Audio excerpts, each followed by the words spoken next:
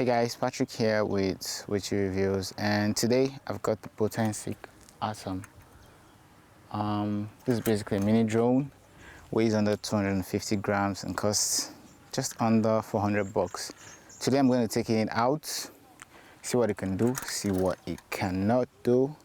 And I'll basically just give you an overview of what I think about the drone. Let's get into it.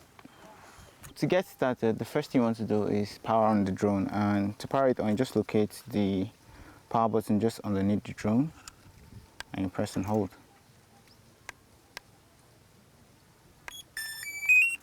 So here it comes to life.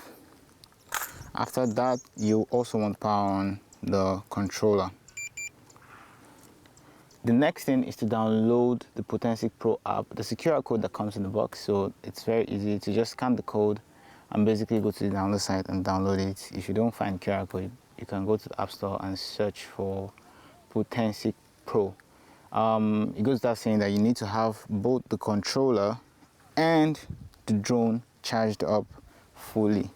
Once you've done that, you just open up the app, and once you've opened up the app, you will see enter device. So you just click enter the device. Connected. And automatically connects. Get the drone started, simply pull the two joysticks downward. That will activate the rotors. Use the left joystick to get it in air by pushing it upwards. If this is your first time flying a drone, don't worry, it is very easy to fly in my experience. I recommend an open outer space with few to no obstacles for your first flights. The controller has two joysticks, an on and off switch, a return to home button, a video button, and a photo button up front as well.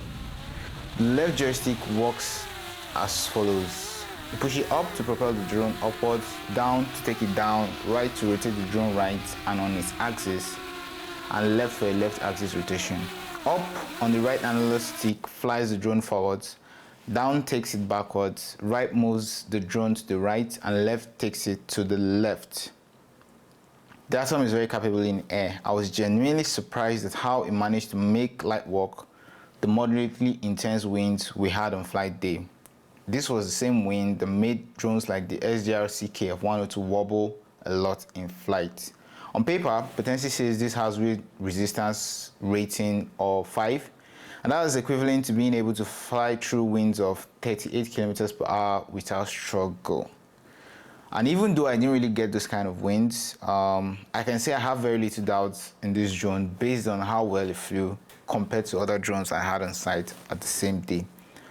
Important to note that this doesn't have any obstacle avoidance tech, and that's not necessarily a big deal, as I've found most implementations of obstacle avoidance on budget cheap drones more of a gimmick than anything else.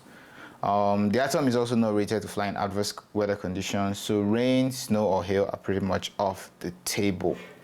Advertised range is 6 kilometers, but anything above 1 kilometer and the drone Wi-Fi signal begins to stutter. Matter of fact, of all the drones I had out this weekend, the Atom had the lowest vertical range. I noticed distance was inversely proportional to the vertical range. So the higher you fly, the shorter the distance you can get the drone to go, which was a bit puzzling because the other cheaper drones that were basically flunks everywhere else flew way further and way higher than this drone. But all that said, both the vertical and horizontal range were very practical, more so for a drone, for an average drone enthusiast. Except if you've got extra needs, I don't think this will be so much of a limitation. The drone can fly at a speed of up to 60 kilometers per hour in sport mode, but that obviously affects the quality of the footage. At normal speeds, you get very decent footage, and that's what I used for most parts of flying this drone.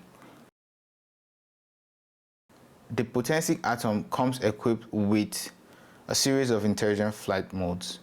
You've got quick shot, visual tracking, and waypoint.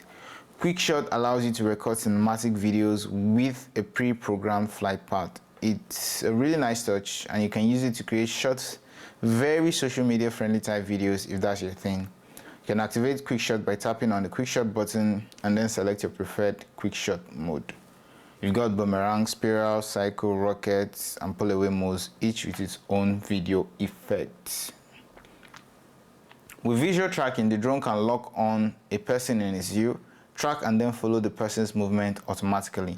Again, nice touch, but this is a very common feature in many drones, so it doesn't differentiate the Atom from its competitors. Waypoint allows you to set a predefined flight path using the map on the controller and then program the drone to fly through that path automatically. It's a fairly straightforward process. Click on the map icon, select waypoint, and then tap on the points you like the drone to fly.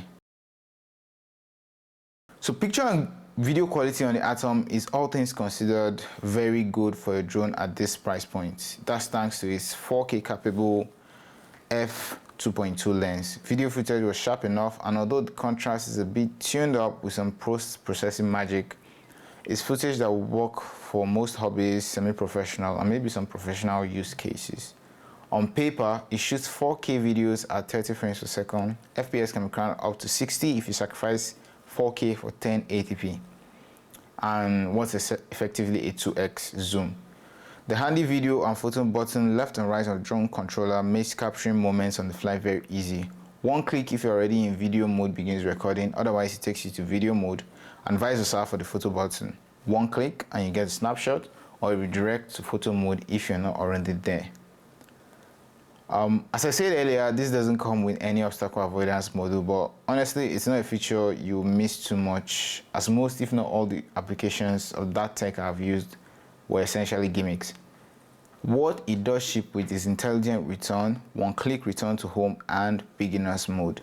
Intelligent return is activated whenever the drone gets to a critical battery level, that's less than 10% for the Atom, or when the drone loses connection to the controller module for whatever reason. Once it's activated, the drone basically returns to the last set home point. Home point is set on startup after the drone launches. One-click return to home navigates the drone to the last set home point once activated.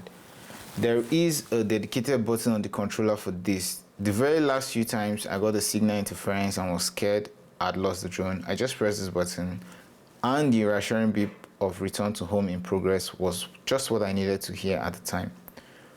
Beginner's mode caps flight height and flight distance to a safe limit, making it effectively impossible to lose the drone in flight. I didn't need it because I'm not a beginner. Or maybe am I? Anyways, if you're scared of losing the drone and you're just learning how to fly, just tap this button to stay safe. For the price and frankly for the size of the battery, I was impressed by how long the Atom was able to stay in air after a full charge. The official number is 30 minutes. In practice, I was able to get between 20 to 25 minutes depending on how hard I pushed the drone. Not exactly up to the advertised battery life, but certainly in keeping with the best drones at this price point. The controller lasts way longer. On a full charge, you can stay on for almost 2 hours, which means you can run the drone through up to 4 cycles of battery life before needing to charge the controller. All things said, should you buy the Potensic Atom? For the price, very few drones match the Atom in terms of overall usability, battery life, camera quality, and flight performance. There's maybe the mini drones from Fimi or DJI, but those are typically a few dollars pricier than the Atom.